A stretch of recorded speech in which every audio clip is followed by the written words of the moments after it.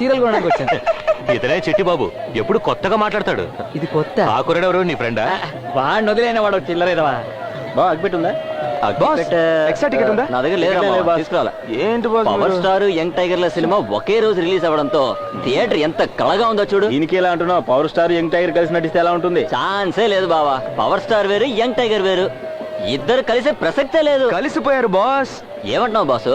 ఒకడు power tiger అనే పేరుతో సలూన్ పెట్టుకున్నాడు బాస్. పవన్ కళ్యాణ్ ఫ్యాన్స్ వాడు షాప్ కి రావాలంట, ఎన్టీఆర్ ఫ్యాన్స్ వాడు షాప్ కి రావాలంట. వాళ్ళంతా కొట్టుకొని చావాలంట. ఆడు మాత్రం చక్కగా సంపాదించుకొని హ్యాపీగా జల్సా చేస్తాడంట.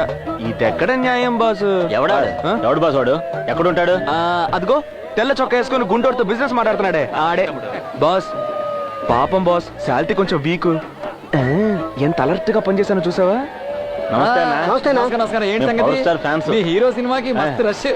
చూడండి, టెన్షన్ పడద్దు. ఈ సంవత్సరంలో మీ హీరో సినిమా నమస్తే అన్న, మేము యంగ్ టైగర్ ఫ్యాన్స్.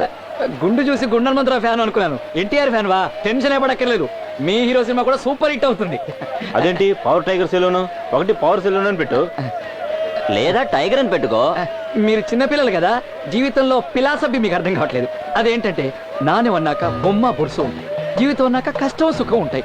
అలాగే అన్నీను ఆకాశం, భూమి, రాత్రి పగలు, సూర్యుడు చంద్రుడు, మంచి చెడు, ఇలా జీవితాన్ని లోతుగా పవర్ స్టారా యంగ్ టైగర్ అని అడిగితే ఏదో అర్థం లేని మాటలు మాట్లాడారు.